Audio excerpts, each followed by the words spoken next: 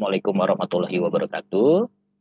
Waalaikumsalam. Alhamdulillahirabbil alamin wa bihi nasta'in ala umuri din wa din. Wassalatu wassalamu ala asrofil anbiya'i wa mursalin wa ala alihi ajmain. Rabbi sholli shodri wa yassir li amri wahlul 'uqdatam min lisani yafqahu qawli. Amma ba'du. Syukur alhamdulillah kita ucapkan kehadirat Allah Subhanahu wa taala atas seluruh nikmat yang kita terima, di antara yang nikmat iman, Islam, sehat dan panjang umur, sehingga kita dapat menghadiri kajian bulanan yang rutin dilakukan oleh Rohis Lintas Arta. Salawat dan salam kita sampaikan kepada baginda Rasulullah SAW, juga kepada segenap keluarga dan sahabatnya. Semoga kita yang hadir di kajian ini mendapat syafaat dari beliau di hari akhirat nanti. Amin amin ya rabbal alamin. Kepada yang terhormat guru kita Ustadz Fikri Syahril LC, yang alhamdulillah ahlan wa sahlan Pak Ustadz sudah datang, dan kepada saudara Bapak Ibu dan hadirat sekalian yang nggak bisa saya sebutkan juga, pertama-tama marilah kita panjatkan puji syukur yang sedalam-dalamnya kehadirat Allah SWT yang telah memberikan rahmat, taufik dan hidayahnya sehingga kita bisa berkumpul dan mengikuti kajian bulanan yang nanti akan disampaikan oleh Ustadz Fikri. Dan insya Allah pada siang hari ini tema kajian kita cukup menarik. Ini Pak Ustadz, kalau saya pribadi temanya adalah menjadi pribadi yang beruntung, yang nanti akan dipaparkan oleh Pak Ustadz Fikri. Nah, untuk informasi juga dari untuk teman-teman yang sudah join, Pak Ustadz Fikri ini beliau aktif di Cinta Quran ya, Pak Ustadz, sebagai master trainer seperti itu. Nah, mungkin nanti jika ada mau bertanya-tanya atau apa, ya mungkin nanti di akhir sesi pemberian kajian ini mungkin nanti bisa dipaparkan seperti itu ya Pak Ustadz ya, insya Allah. Nah, untuk sekarang, untuk mempersingkat waktu juga Pak Ustadz, mungkin Pak Ustadz bisa memberikan kita kajian nih atau enggak ilmu-ilmu seperti apa sih menjadi pribadi yang beruntung itu Pak Ustadz, ditambah lagi untuk masa-masa pandemik seperti ini, atau enggak untuk ya mungkin kedepannya untuk bekal kita juga seperti itu Pak Ustadz. Jadi waktu dan tempat saya persilakan Pak Ustadz. Baik, terima kasih Mas Dananto atas waktunya. Bismillahirrahmanirrahim. Assalamualaikum warahmatullahi wabarakatuh. Waalaikumsalam warahmatullahi wabarakatuh. Waalaikumsalam warahmatullahi wabarakatuh. Alhamdulillahi rabbil alamin. Alhamdulillahi bini'matihi tatimmus shalihat wa bihadyi ihtadal muhtadun. Alhamdulillahilladzi hadana li hadza wa ma kunna linahtadiya laula an hadanallah. Nasyhadu an la ilaha illallah wahdahu la syarika lah wa nasyhadu anna Muhammadan abduhu wa rasuluh. Allahumma salli wa sallim wa barik ala sayyidina Muhammadin wa ala alihi wa ashabihi ajma'in. Allahumma 'allimna ma yanfa'una wanfa'na bima 'allamtana wa zidna ilma. Subhanaka la ilma lana illa ma 'allamtana innaka antal alimul hakim. Allahumma akhrijna min zulumatil wahmi wa akrimna bi nuril fahmi waftah alaina bi ma'rifatil ilmi bi rahmatika ya arhamar rahimin. Allahumma hdina wahdi bina waj'alna sababan wa sabilan liman ihtada, amin ya rabbal alamin. Yang dimuliakan oleh Allah dimanapun antum berada, alhamdulillah siang hari ini kita bersyukur kepada Allah Subhanahu wa taala atas segala nikmat yang Allah berikan kepada kita. Mudah-mudahan siang hari ini Allah Subhanahu wa taala turunkan keberkahan kepada kita semua. Dengan sebab menuntut ilmu karena Allah, Allah mudahkan jalan kita masuk ke dalam surga. Siapapun yang terlibat dalam aktivitas ini, mudah-mudahan Allah jadikan keluarganya keluarga yang sakinah, mawaddah, warahmah. Yang sudah punya keturunan, Allah jadikan keturunannya menjadi keturunan yang soleh dan soleha. Begitu juga bagi sahabat-sahabat yang hari ini belum berjodoh, belum punya pasangan, mudah-mudahan Allah akan pertemukan dengan jodoh yang terbaik. Amin ya rabbal alamin. Bagaimana kabarnya semuanya? Sehat? Alhamdulillah sehat. Alhamdulillah. Alhamdulillah. Luar biasa nih. Sehat, Bos. Saya lama sekali nih semenjak pandemi nggak gabung lagi di kajian Lintas Arta. Alhamdulillah siang hari ini bisa kembali bersilaturahim dengan wasilah media online, dan ini merupakan salah satu bukti bahwa Allah Subhanahu wa taala memudahkan pada siapapun yang senantiasa untuk mendekatkan diri kepada Allah Subhanahu wa taala dengan adanya media online ini. Teman-teman yang dimuliakan oleh Allah, ini ada satu program yang menarik di Cinta Quran, dan ini baru lahir ketika masa pandemi. Program ini sebenarnya program offline, ya, tapi Masya Allah, semenjak pandemi semuanya aktivitasnya di rumah, kerja di rumah, sekolah di rumah, ya, dan banyak sekali aktivitas-aktivitas penting yang tidak bisa dilakukan secara publik. Tapi Alhamdulillah, hikmah daripada pandemi ini, Cinta Quran dari sejak pandemi di awal bulan itu sudah membuat program namanya Program Indonesia Bisa Baca Al-Quran secara online. Belajarnya bisa dari rumah, bisa dari kantor, bahkan kemarin ada salah satu peserta ini dahsyat ya, belajarnya di tengah laut sembari mencari ikan gitu ya. Saya yang videonya belum saya bisa tampilkan, tetapi itulah sedikit cerita ya peserta yang mengikuti program ini. Dan Alhamdulillah program ini kita laksanakan setiap hari Senin sampai hari Kamis. Ada juga yang hari Sabtu dan Minggu. Dan program ini hanya dilaksanakan satu kali pertemuan selama 2 jam saja. Jadi ya kalau yang kerjanya pagi, ya pulang malam, malamnya bisa ikut. Atau mungkin kalau paginya kosong, ya itu bisa ikut juga. Karena kita programnya ada yang pagi, ada yang siang, ada yang sore, ada yang malam. Nah ini kesempatan nih bagi sahabat-sahabat semua yang aktivitasnya di rumah, boleh nanti daftar ya di link yang akan diberikan oleh panitia, insya Allah nanti akan di-share. Nah ini silahkan daftar, ikuti programnya. Karena kita ingin membebaskan buta aksara Al-Quran di Indonesia. Saya yakin hari ini masih banyak yang baca Qurannya masih terbata-bata. Bahkan ada yang tidak bisa baca Quran sama sekali.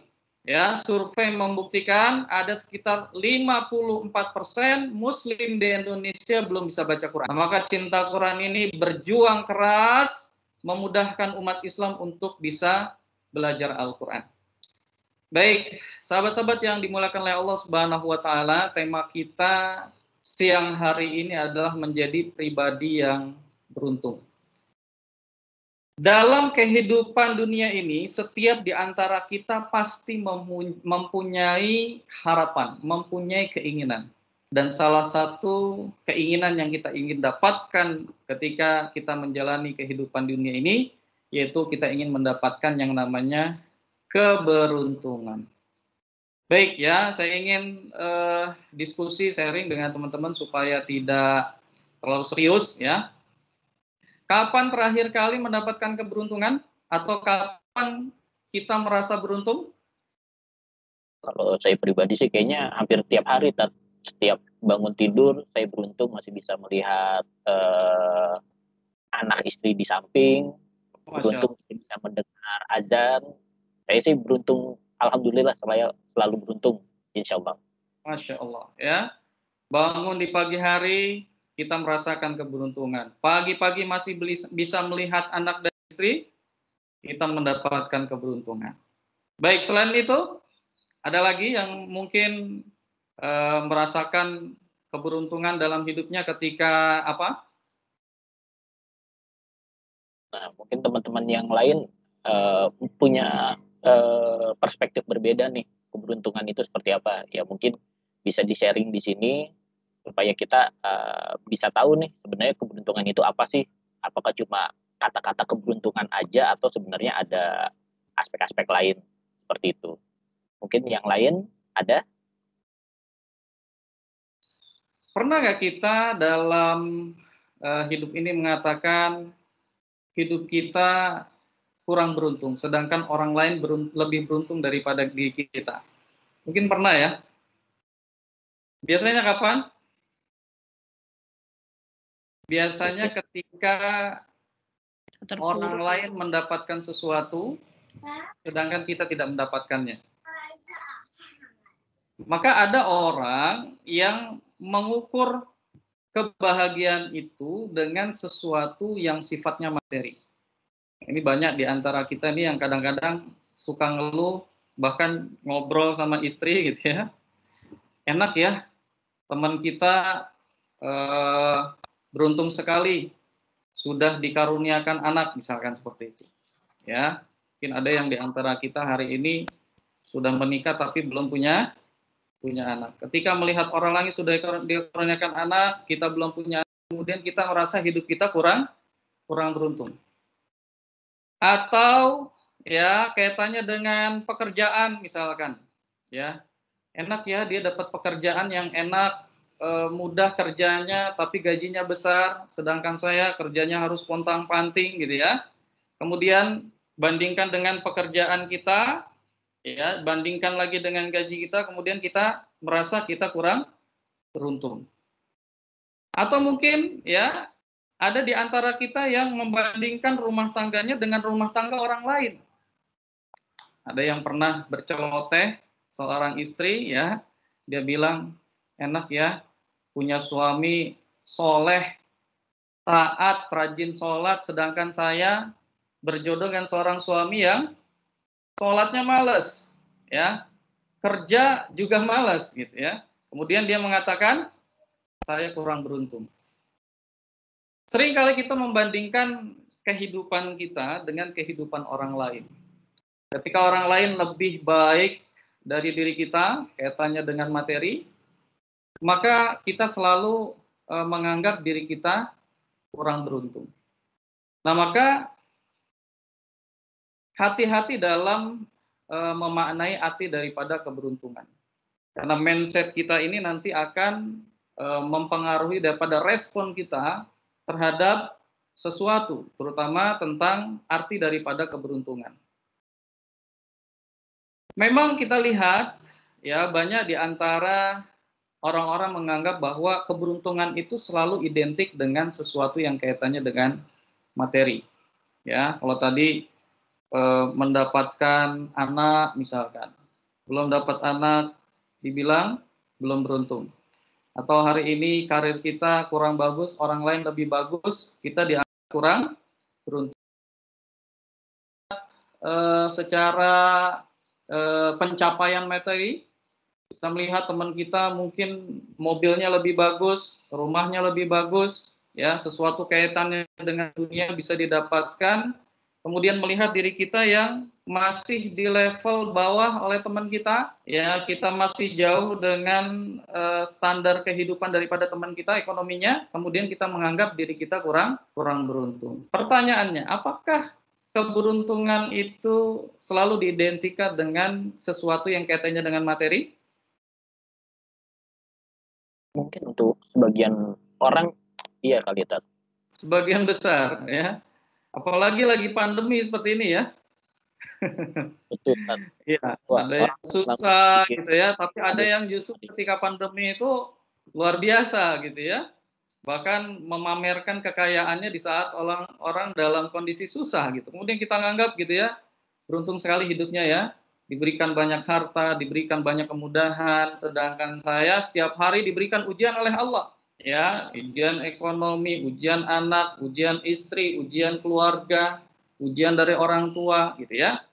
Nah, ketika pada saat itu ya memang syaitan itu paling bisa membuat kita was-was, membuat kita khawatir, membisikkan di dalam hati kita seakan-akan hidup kita ini kurang beruntung.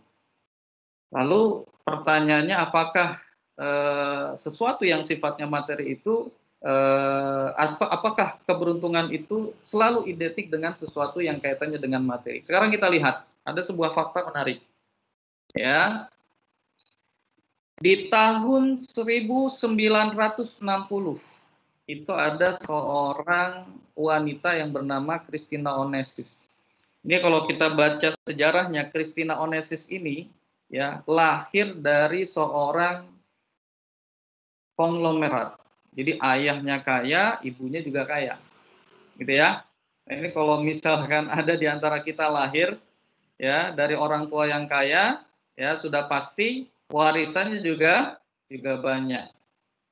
Nah, orang-orang mengatakan Christina Onassis ini beruntung sekali hidupnya. Kenapa? Dari kecil nggak pernah susah. Ya kalau zaman sekarang ibaratnya sindirannya saking nggak pernah susah, ngupas salak aja nggak bisa gitu ya. Itu yang viral tadi. Ngupas salak aja pakai pisau gitu ya. Karena memang dari kecil itu nggak pernah susah. Dia bilang beruntung sekali hidupnya.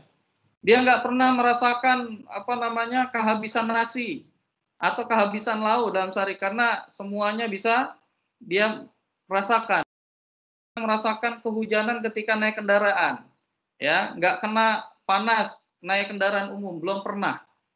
Nah kira-kira seperti itu ya.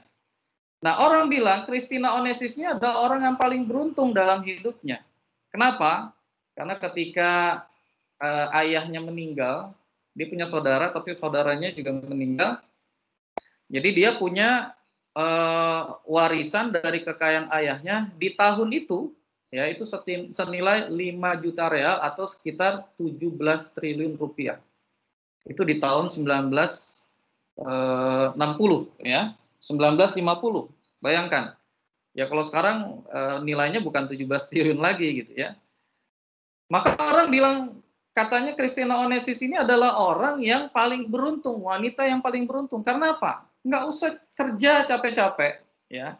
Tidak usah dia membangun usaha karena warisan ini tidak akan mungkin habis kalau seandainya dia gunakan kekayaannya mungkin untuk membeli mobil, membeli rumah yang paling mewah, atau mungkin setiap hari dia ingin keliling dunia, tidak akan habis hartanya. Tapi tahukah teman-teman, ya, sesuatu yang kita anggap materi itu membawa keberuntungan, tapi tidak buat Christina Onassis.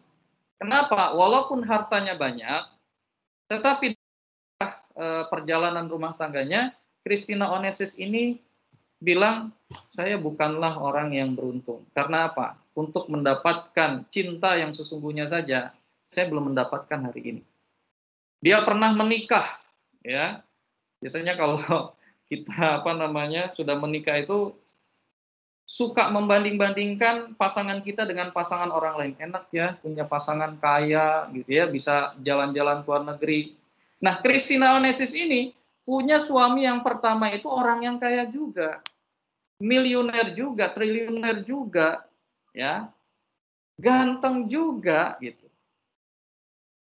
Warga negaranya Amerika, tapi rumah tangganya hanya bertahan selama 2 tahun. Bosan kan? Dengan orang Amerika, coba siapa tahu saya mendapatkan keberuntungan kalau saya menikah dengan orang yang berkebangsaan Yunani. Nikah lagi, ternyata rumah tangganya nggak bertahan lama, hanya beberapa bulan saja. Bayangkan. Cerai.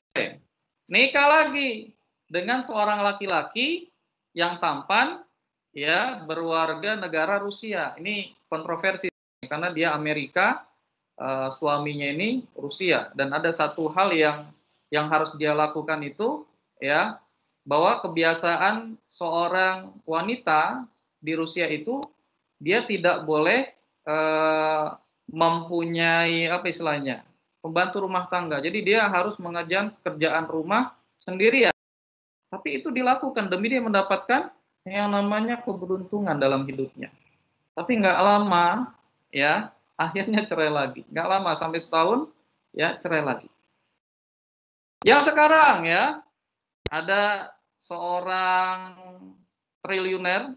Siapa yang paling kaya di dunia saat ini? Di atas Bill Gates masih ada lagi.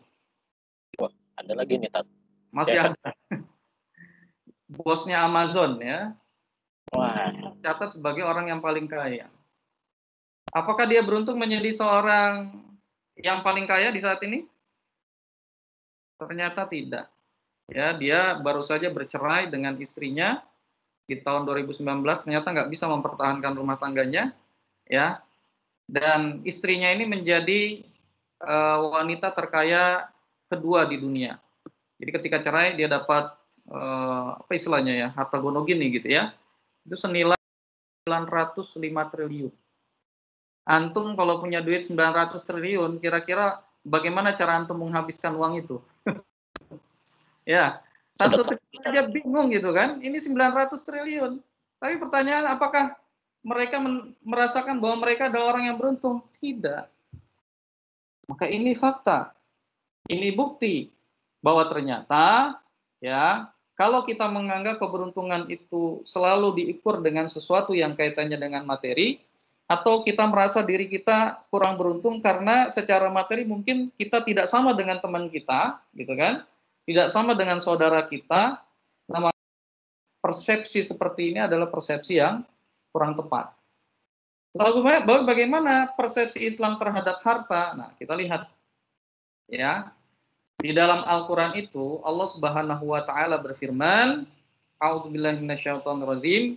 Zuyyina lin-nasi hubbus syahawati minan nisa wal banin wal qanatiril muqantarati minadz dzahabi wal fiddah wal khairil musawwamati wal an'am wal has. Jadi manusia itu, kita nih manusia, kalau melihat sesuatu yang kaitannya dengan dunia, yang dimaksud dengan dunia di sini disebutkan dalam Al-Qur'an yang pertama wanita. Antum kalau nikah pertama kali ngeliat istri antum, ya rasanya gimana? Senang kan? Cantik ya? Alhamdulillah, Tat. Alhamdulillah. Tapi antum 10 tahun, 20 tahun menikah, kira-kira rasanya sama nggak? Insya Allah tetap sama, Tat. Tetap Kalau amanah. tapi kalau antum lihat cantiknya, pasti berkurang. Karena cantik itu ukurannya materi, fisik. Ya, tapi kalau antum melihat dari kesolehannya, insya Allah tetap cantik, gitu ya. Nah, ini ukuran dunia. Melihat anak-anak, ya, siapa yang nggak suka sama anak-anak? Harta, siapa yang nggak suka sama harta? Antum dikasih emas mau? Pasti mau. Antum dikasih perak mau? Mau. Dikasih kendaraan? Mau. Dikasih rumah? Mau. Siapa yang nggak suka dengan dunia ini? Tapi dalam ayat ini, apakah Allah mengatakan bahwa yang kita suka itu sebagai sesuatu yang akan membuat hidup kita beruntung? Jadi orang tuh kalau beruntung kalau punya yang disebutkan ini? Tidak. Bahasa Al-Quran itu bukan keberuntungan, tapi dzalika mataul hayatid dunya. Itu adalah mata kesenangan dunia. Jadi salah kalau kita anggap bahwa sesuatu yang kaitannya dengan materi itu identik dengan keberuntungan. Nah, maka hati-hati, banyak orang yang tertipu dengan sesuatu yang indah tadi. Nah, makanya Allah katakan wa mal hayatud dunya illa mataul ghurur, dan kehidupan dunia ini tidak lain hanyalah kesenangan yang menipu. Banyak orang tertipu tentang makna daripada keberuntungan itu tadi. Nah, sekarang kita coba rubah mindset kita. Kalau selama ini kita sedih, gelisah, merasa diri kita kurang beruntung, ya, artinya kita bandingkan hidup kita dengan orang lain, kemudian kita melihat kayaknya saya kurang beruntung hidup ini. Ya, orang lain lebih baik daripada kita secara materi. Kemudian kita merasa kurang beruntung. Maka coba kita rubah mindset kita tentang arti daripada keberuntungan ini. Di dalam Al-Qur'an, ya, kata keberuntungan itu disebutkan di beberapa ayat, di beberapa surat. Ya, kalau kita buka dalam Al-Qur'an itu, keberuntungan itu ya menggunakan kata aflaha yuflihu, ya. Bentuk kerjanya aflaha yuflihu, orangnya adalah muflih, gitu ya. Orangnya muflih, orang yang beruntung itu muflih. Kalau kata kerjanya aflaha yuflihu, artinya beruntung, ya. Nah, di sini di dalam Al-Qur'an Allah Subhanahu wa taala berfirman dalam surat Al-Baqarah ayat 1 sampai 5. Antum lihat kira-kira dari ayat yang tertera di layar ini mana yang mengandung kata keberuntungan? Yang warna apa?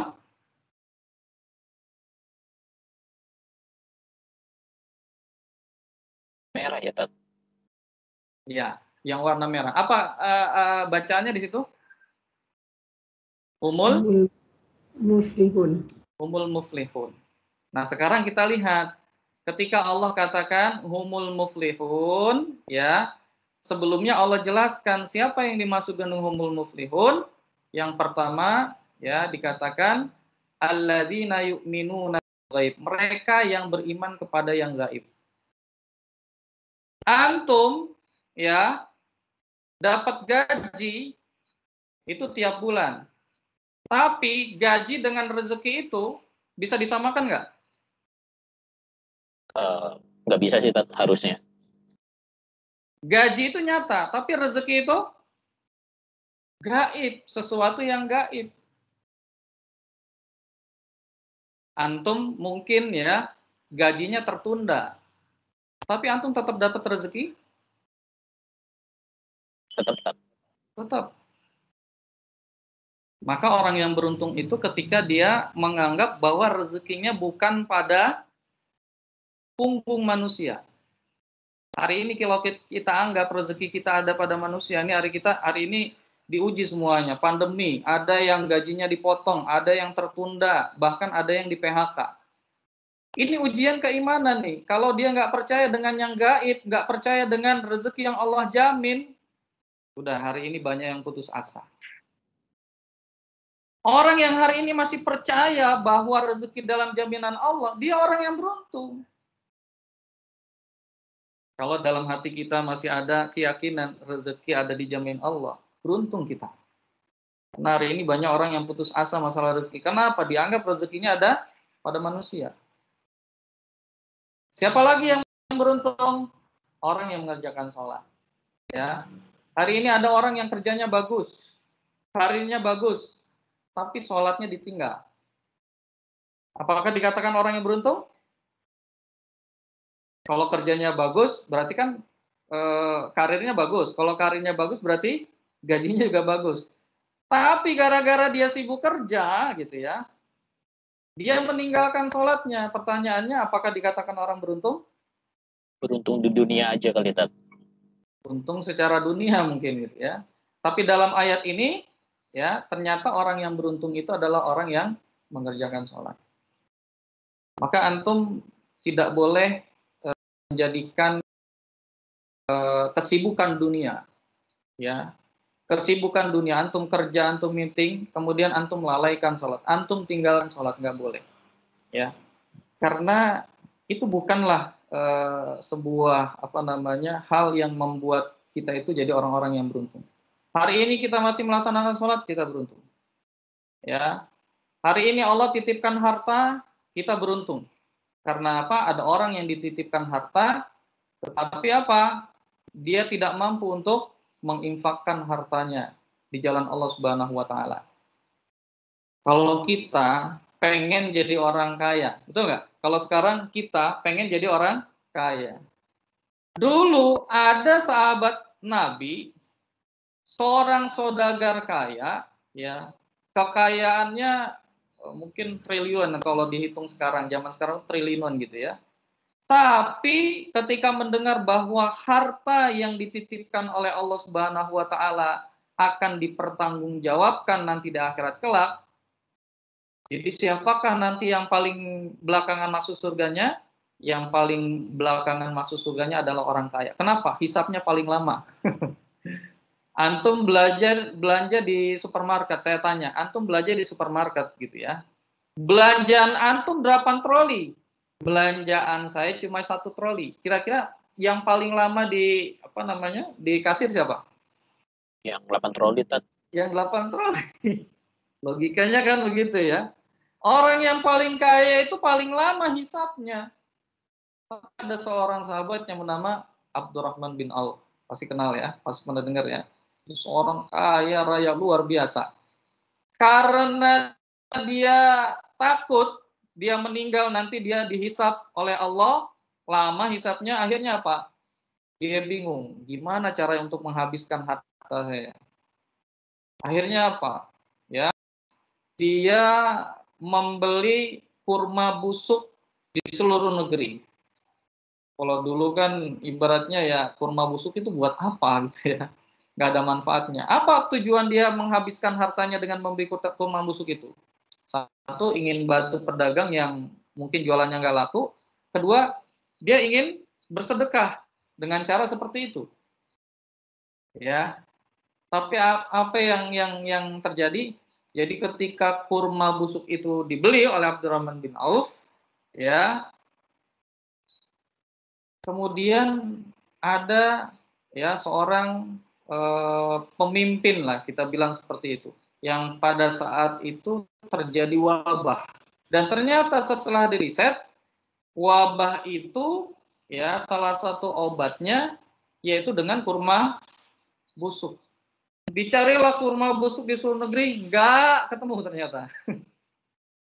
Ini kemana ini kurma busuk gitu ya? Ternyata dibeli oleh Abdurrahman bin Auf. Datanglah, ya,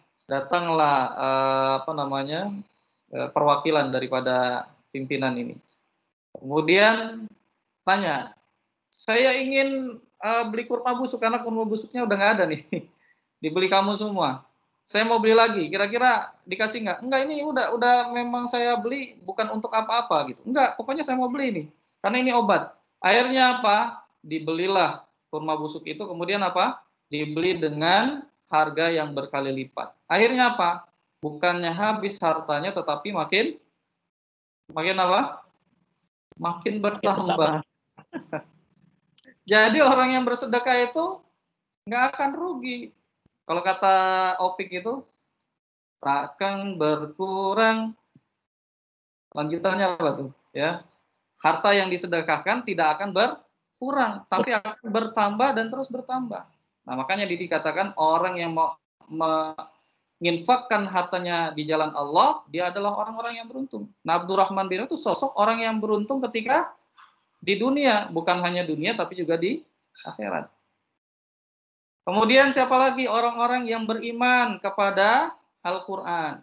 Masya Allah. Antum dikasih nikmat 40 tahun hidup di dunia. Kasih istri cantik, anak banyak, rumah ada, kendaraan ada, gitu ya. Tapi antum meninggal dalam kondisi nggak bisa baca Quran. Apakah antum termasuk orang yang beruntung? Tidak. Kalau ada di antara kita dikasih nikmat oleh Allah hari ini, ya, meninggal dalam kondisi tidak bisa baca Quran, maka dia adalah orang yang paling rugi dalam hidupnya. Ini ada cerita nih, salah satu peserta, jadi dia berkesempatan belajar Quran itu pas ketika dia selesai pensiun. Kenapa? Karena dia bilang sibuk kerja itu benar-benar menguras waktu sehingga dia tidak berkesempatan untuk belajar Quran.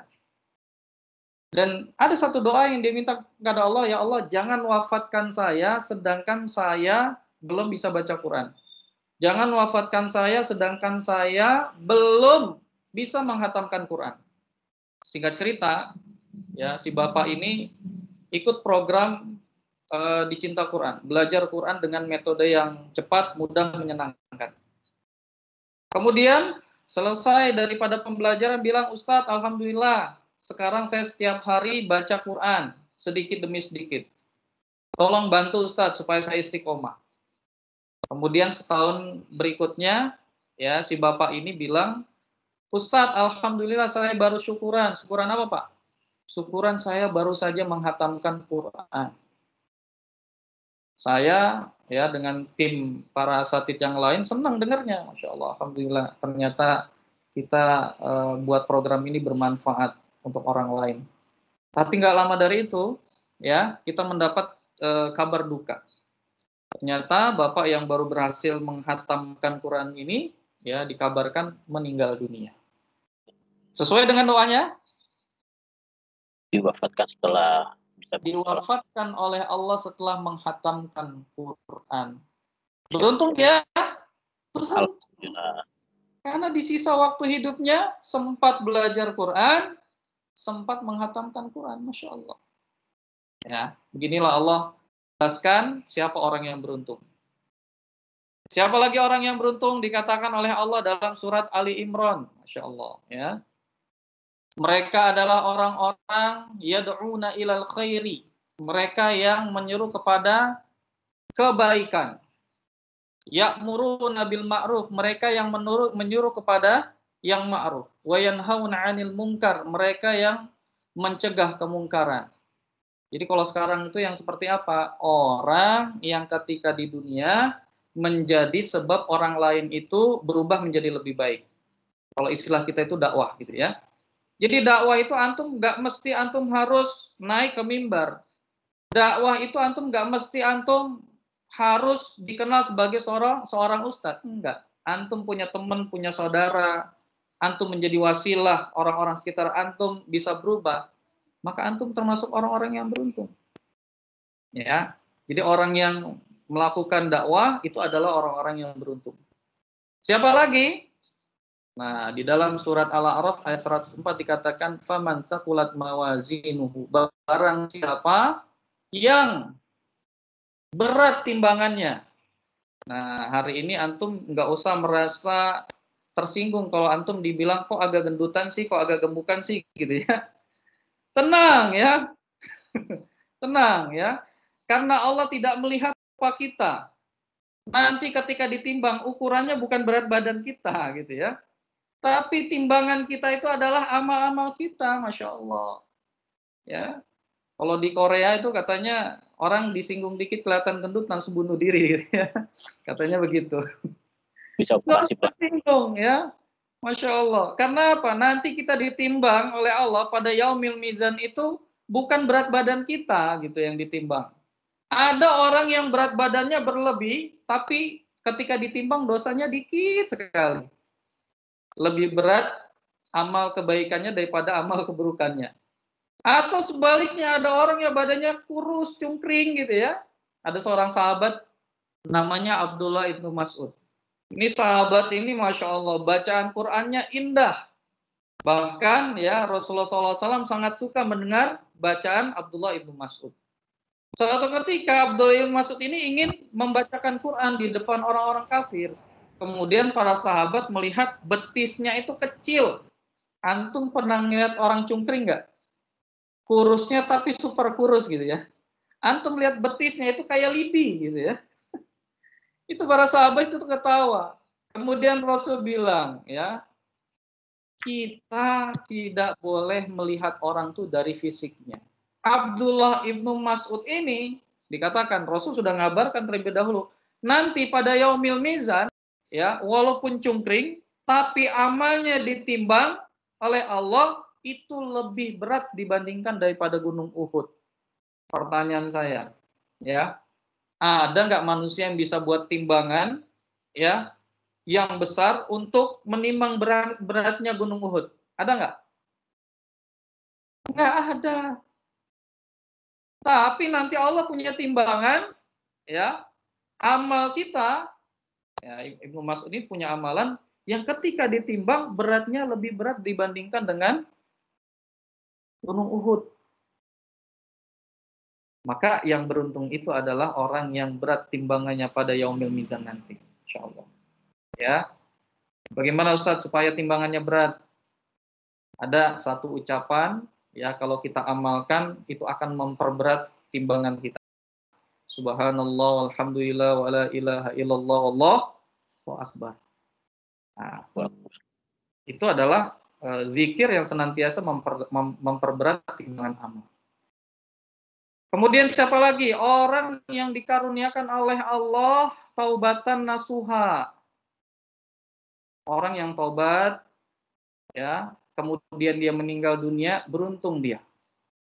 Ada seorang narapidana, kalau pernah dengar itu, namanya Bang Ferry Budiman. Beliau pernah menjadi bandar otak peredaran narkoba di seluruh Indonesia. Kalau cuma 1 kilo itu biasa. Ini bertonton, bayangkan. Itu yang rusak berapa generasi. Dosa beliau berapa banyak pada saat itu. Tapi pas saya dengar ceritanya Ustadz Fatih Karim itu, ya, beliau ketika ngisi kajian, ada beliau, Bang Ferry Budiman, katanya ketika beliau ngisi, beliau nangis-nangis. Dan di akhir hayatnya apa? Ternyata beliau dikaruniakan oleh Allah taubat. Kemudian apa? Ketika meninggal, ya, diceritakan, Masya Allah, wajah Bayangkan. Ada orang berbuat dosa, dikaruniakan oleh Allah tobat, kemudian meninggal dunia, maka tidak ada yang lebih indah bagi orang-orang yang meninggal dunia dalam keadaan husnul khotimah seperti itu. Beruntung kita kalau kita punya dosa, kemudian kita bisa mohon ampun kepada Allah. Karena ada orang hari ini yang ketika melakukan dosa, dia nggak merasa bersalah. Dilakukan dosanya. Ya, bahkan apa? Ceritakan dosanya di depan orang lain dengan bangganya. Saya habis zina loh dengan seorang public figure. Bayangkan. Zina bangga. Seluruh orang Indonesia tahu. Nauzubillah min dzalik. Ya. Kemudian di dalam surat ya Al-Mu'minun dikatakan ya ini jelas sekali. Yang pertama, orang yang beruntung itu adalah orang-orang yang khusyuk dalam sholatnya. Kemudian yang kedua, orang yang menjaga perkataannya. Kalau kita bisa jaga lisan kita, maka kita menjadi orang yang beruntung. Orang yang mengerjakan zakat, orang yang menjaga farjinya, menjaga kemaluannya. Orang yang ketika diberikan amanah oleh Allah, kemudian dia melaksanakan amanahnya dengan baik, dijaga amanahnya. Orang yang ketika melaksanakan sholat, dia jaga sholatnya. Nah, maka Al-Quran menyebutkan kurang lebih seperti ini. Nah, maka dalam kehidupan sehari-hari kita, ya, kita bisa membedakan mana orang yang beruntung, mana orang yang merugi. Orang yang ketika sholat, yang beruntung, yang khusyuk sholatnya. Yang rugi adalah orang yang lalai ketika meninggalkan sholat. Buat alasan, kenapa nggak sholat zuhur? Nanggung Ustaz, kerjaan lagi banyak. Ya, katanya begitu kan? Kenapa nggak sholat asar? Nanti aja Ustaz, di rumah. Ya, takut nanti kalau deket-deket maghrib, ya, makin rame. Akhirnya apa? Niatnya sholatnya di rumah. Paling jam 5 nyampe. Ketika pulang dari kantor, ternyata macet.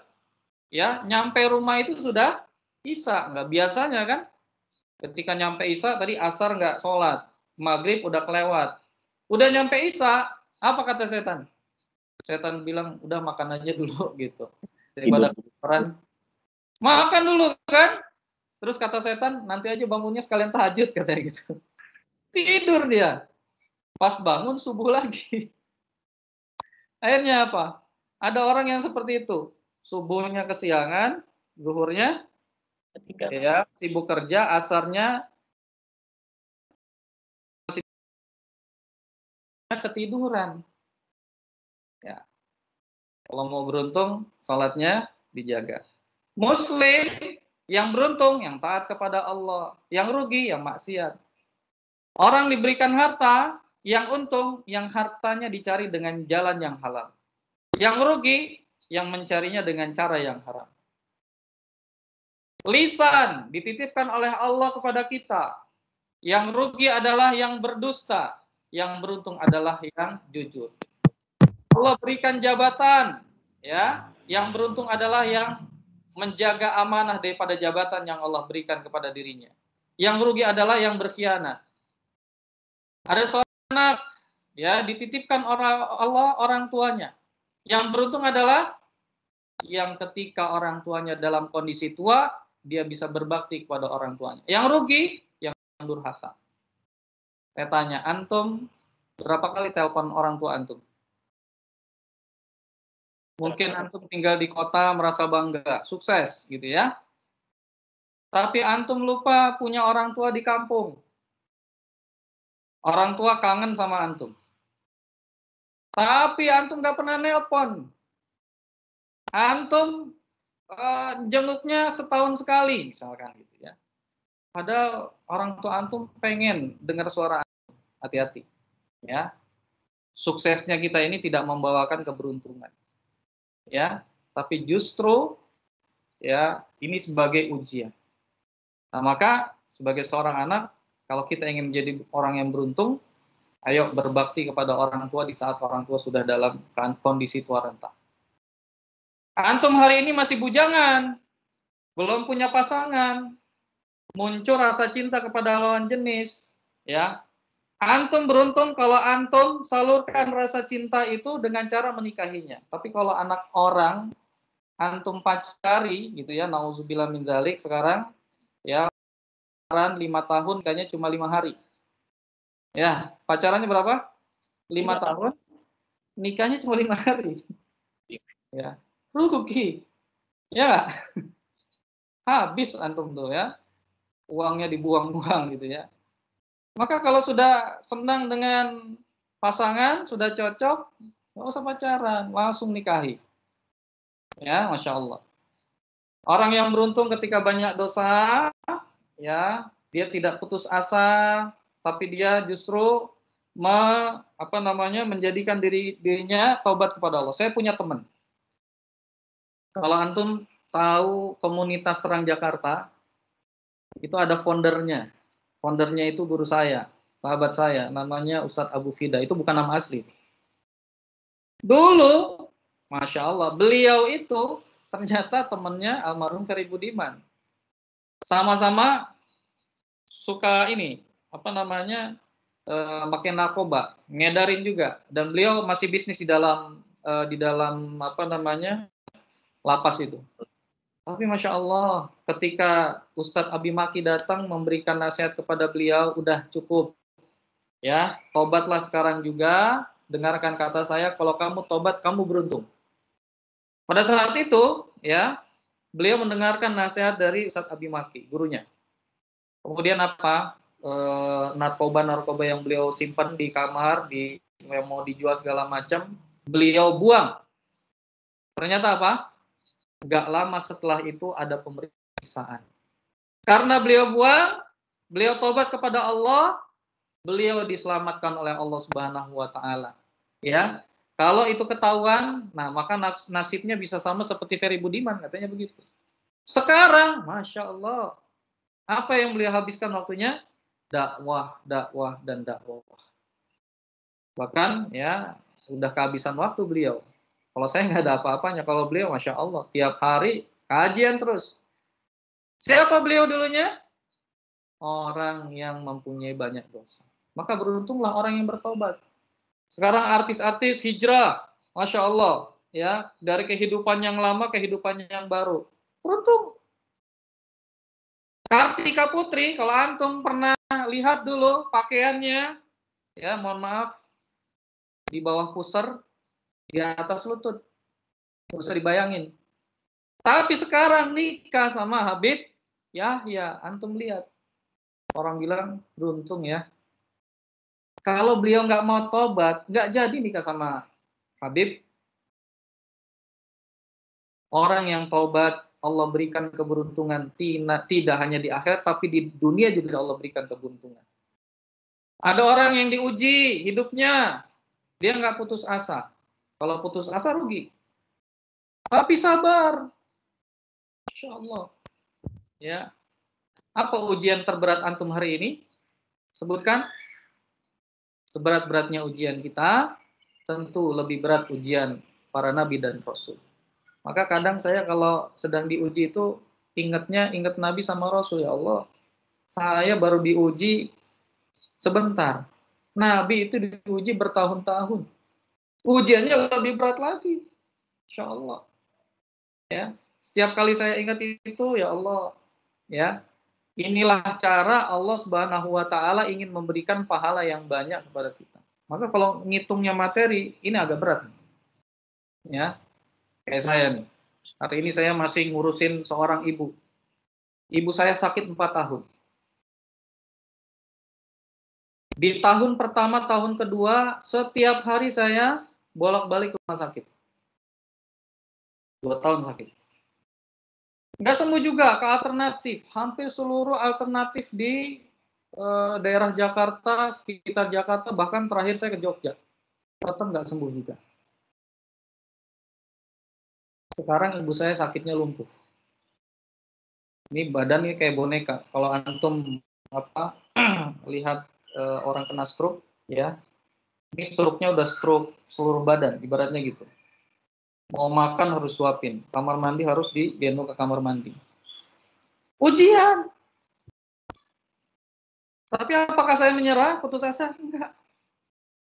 Walaupun dalam kondisi sibuk dakwah, tetap hari ini saya masih berkesempatan ngurusin orang tua.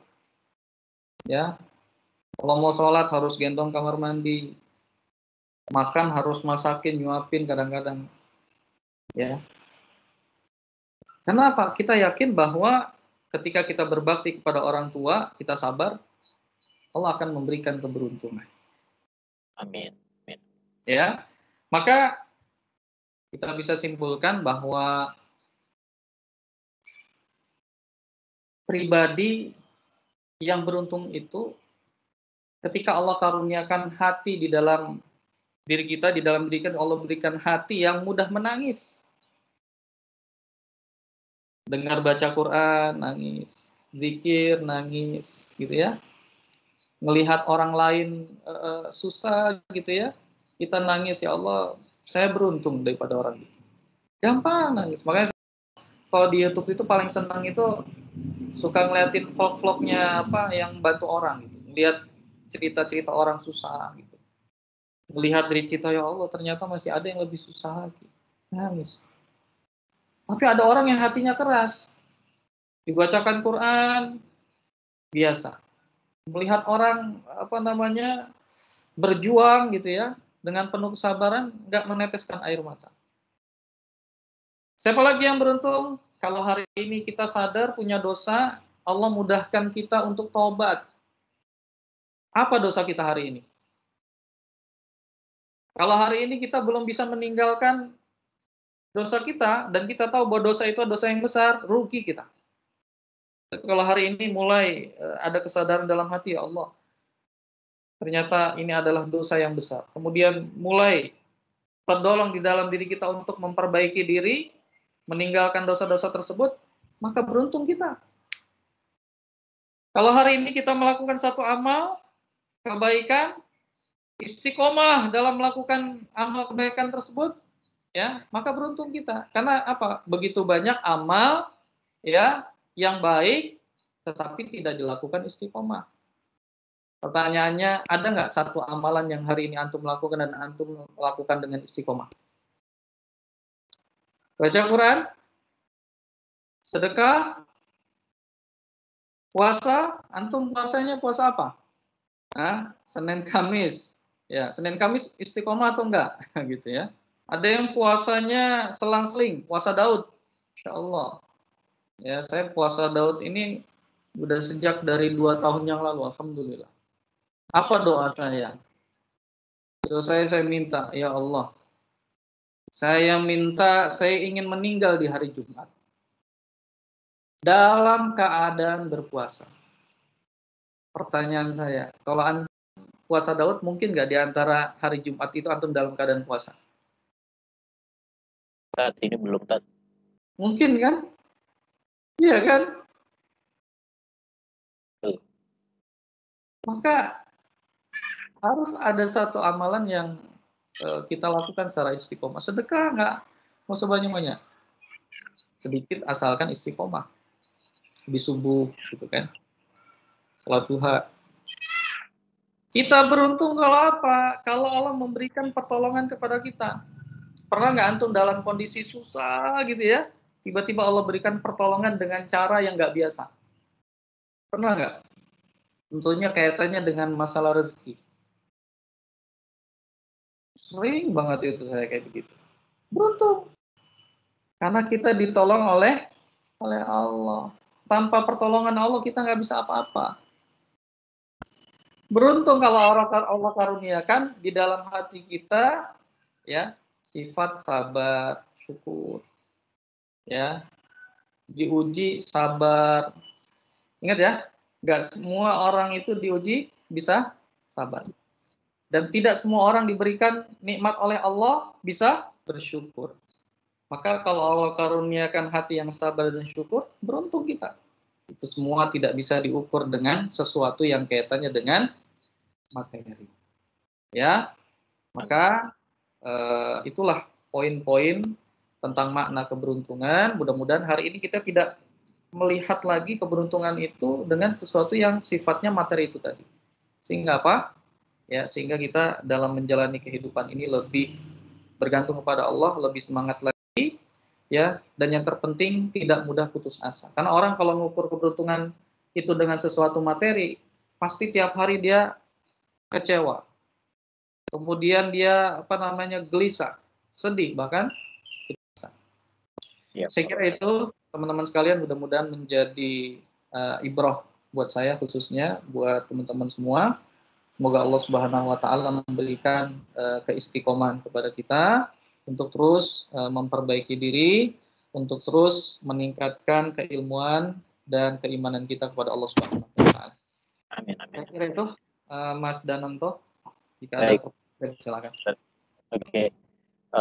Alhamdulillah tadi udah diberikan banyak banget masukan. Saya juga jadi lebih terbuka juga Pak Ustadz. Alhamdulillah jadi lebih banyak bersyukur, lebih banyak kayaknya kita harus berpikir positif. Kalau misalkan kita berpikir negatif nggak selesai-selesai Pak Ustadz. Karena pasti ada aja pembanding-pembandingnya.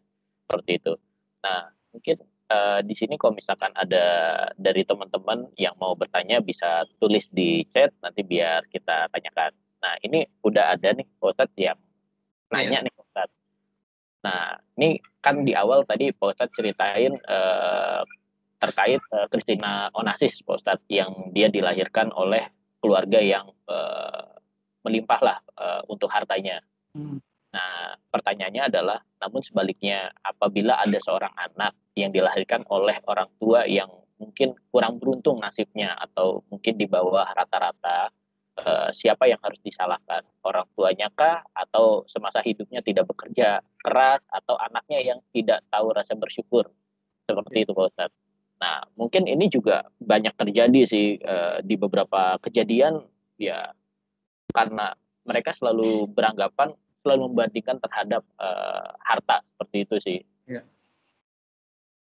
Nah, mungkin bisa diberikan penjelasan Pak Ustadz, kalau misalkan kita terlahir dari keluarga yang mungkin kurang beruntung, apakah itu salah dari orang tuanya yang pas masih kecil, pas dulunya kurang berusaha keras, atau yang disalahkan adalah anaknya yang tidak bersyukur dengan keadaan yang sekarang seperti itu sih Pak Ustadz. Ya. Kalau ditanya dengan kondisi dua yang berbeda tadi, ya tentu bagi seorang anak dua-duanya merupakan ujian. Kalau bagi seorang yang dilahirkan dari keluarga yang kaya misalkan gitu ya, punya banyak warisan, orang tuanya sukses, kita bilang seperti itu, ya, maka itu ujian untuk dirinya. Apakah dia mampu mensyukuri nikmat yang Allah berikan kepada dirinya atau tidak? Lalu bagaimana dengan orang yang terlahir dalam kondisi sulit secara ekonomi? Bahkan ya, ini ceritanya juga ada orang tuanya itu yang memang sedari kecil itu tidak membesarkan dirinya sehingga dibesarkan orang-orang lain. Dari dia kecil dia sudah divorce orang tuanya, terpisah, gitu kan? Maka tentu ini adalah ujian bagi dirinya. Kalau kita kembali memahami bahwa hakikat kehidupan dunia adalah ujian, maka sampai kapanpun kita akan diuji. Pertanyaan saya, tadi kalau ada orang yang lahir dalam kondisi kaya raya gitu, ada orang yang lahir dalam kondisi serba kekurangan, Allah itu maha adil nggak? Maha adil. Maha adil, karena semuanya diberikan keselamatan. Tidak mungkin Allah memberikan ujian kepada seseorang itu tidak mempunyai hikmah, tidak mempunyai maksud. Maka jangan kita memandang kehidupan dunia ini tadi ya dengan sesuatu yang negatif. Tapi cobalah melihat sesuatu dari hal yang positif. Sekarang justru makin banyak orang yang sukses itu lahir daripada keluarga yang biasa-biasa saja. Dan sekarang banyak seorang anak yang hancur dari keluarga yang kaya raya. Oke. Siap. Baik, Jadi Ustaz. cara pandang kita melihat itu seperti apa? Kalau dia sabar, ya, kan kalau seseorang itu menerima kodoknya Allah, sesuatu yang Allah takdirkan, Allah akan berikan dia surga kalau dia sabar. Ya, tapi kalau dia nggak ridho, justru Allah akan murka kepada dirinya. Nah, salah satu yang menjadi kewajiban kita sebagai seorang muslim itu adalah beriman kepada qada dan qadarnya Allah. Nasibnya masih bisa berubah? Masih bisa. Ya, masih bisa berubah. Kecuali mati. Nah, mati itu nggak bisa dirubah. Gitu ya.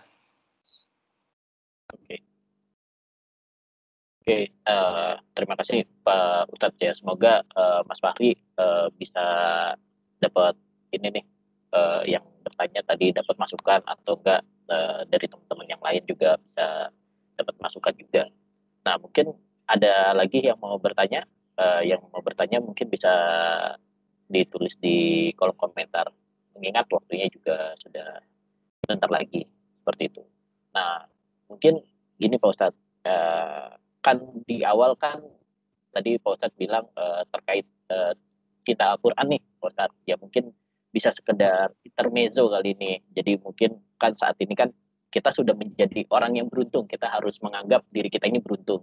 Nah, untuk melengkapi keberuntungan, siapa tahu ada teman-teman yang mungkin ingin belajar bagaimana nih membaca Al-Quran yang baik atau enggak tetap istiqomah untuk belajar Al-Quran. Nah, seperti itu sih Pak Ustadz. Ditambahkan tadi Pak Ustadz juga punya suatu lembaga yang bisa membantu teman-teman yang ingin belajar seperti itu. Baik ya, Masya Allah. Ini daftarnya sangat mudah sekali. Jadi teman-teman yang hari ini ingin memperbaiki bacaan Quran ya, mungkin ada yang mungkin sama sekali nggak bisa baca Quran. Insya Allah ya, dari pengalaman kita sudah lebih alumninya itu udah ratusan ribu mungkin ya dari seluruh Indonesia itu. Jadi ini udah kurang lebih 5 tahun berjalan. Metodenya ini terus di-upgrade ya. Dan alhamdulillah dengan izin Allah ya, dari yang muda sampai yang tua itu, dari tidak bisa baca sampai bisa baca Al-Quran. Ya, memang untuk program yang Indonesia bisa baca Quran ini khusus mereka yang tadi ya belum kenal huruf sama sekali, kemudian yang masih terbata-bata, tertukar-tukar hurufnya, ya, yang masih belum lancar, nah itu boleh ikut di program training online Indonesia bisa baca Quran. Tapi kalau mau nanti upgrade yang memperbagus bacaannya itu, ada lagi namanya metode taslih. Ya, metode taslih itu memperbagus bacaan Al-Quran. Ya, itu programnya beda. Ya, kalau itu biasanya di hari weekend ya, Sabtu Ahad. Ya, ada lagi satu lagi. Wah, masih ada lagi nih. Masih ada. Ya, Ya. satu metode lagi namanya metode tikror. Itu metode tikror ini bagi kita yang bacaan Qurannya udah lancar gitu ya, tapi pengen merasakan gimana caranya kalau baca Quran gitu ya, kita bisa meresapi maknanya. Nah, belajarlah di metode tikror ya, cara mudah memahami makna Al-Quran, 80% makna Al-Quran dengan waktu yang singkat. Nah, itu ada lagi namanya metode tikror. Ayolah teman-teman ya, di pandemi ini nggak boleh males, tapi harus semangat, ilmu apapun kejar. Ya, karena perlu datang ke lokasi nih. Nah, ya sekarang bisa dari laptop aja gitu ya, Masya Allah. Masa kalah sama ini, sama Netflix ya. Netflix saya laku itu. Ya, iya. Nah, ditambah nih, kalau misalkan saya dapat infonya, bimbingan baca Quran ini gratis ya Pak Ustadz ya, dan bahkan ada hadiah umroh gratis juga nih untuk teman-teman yang beruntung yang mau belajar. Kalau nggak salah seperti itu ya Pak Ustadz ya. Betul, betul sekali. Ya, jadi untuk yang program Indonesia bisa baca Quran di metode yang paling dasar ini gratis. Ya, tapi untuk yang tadi metode kedua dan ketiga itu ada biayanya, tapi biayanya nggak besar. Ya, karena kita online, sangat terjangkau sekali. Ya, hanya buat ganti apa namanya kuota aja paling ya, buat ganti kuota aja. Siap. Gitu ya, insyaallah ya, mudah-mudahan semuanya diberikan keistiqomahan, dijaga oleh Allah Subhanahu wa taala dari berbagai macam godaan, dan Allah mudahkan kita untuk melakukan kebaikan. Amin ya rabbal alamin. Amin. Ini kalau nggak salah tadi dari teman-teman cinta Al-Quran mau ada present mungkin sedikit kali ya supaya teman-teman bisa melihat sebenarnya seperti apa sih cinta Quran ini. Mungkin Boleh. bisa Tafadhol. di-show. Ya, silakan Kang Azam. Ya, baik. Bismillahirrahmanirrahim. Assalamualaikum warahmatullahi wabarakatuh. Waalaikumsalam. Waalaikumsalam warahmatullahi wabarakatuh. Alhamdulillah, izin menampilkan layar ya. Oke, sudah tampil ya layarnya ya? Sudah, Atau Pak, belum? sudah. Oke, alhamdulillah. Sudah, Pak. Alhamdulillah. Sebelumnya terima kasih kepada seluruh pengurus dari Rohis Kajian Lintas Harta. Masya Allah aktivitasnya, mudah-mudahan Allah senantiasa memberikan kemudahan dan juga keberkahan atas aktivitas ini, insya Allah. Perkenalkan, nama saya Abdullah Azam, mewakili segenap tim dari Cinta Quran. Izin menayangkan berikut tadi ya sudah disampaikan sedikit secara umum sama Ustadz Fikri. Mudah-mudahan bisa semakin menggambarkan detail dari programnya. Baik, Pak.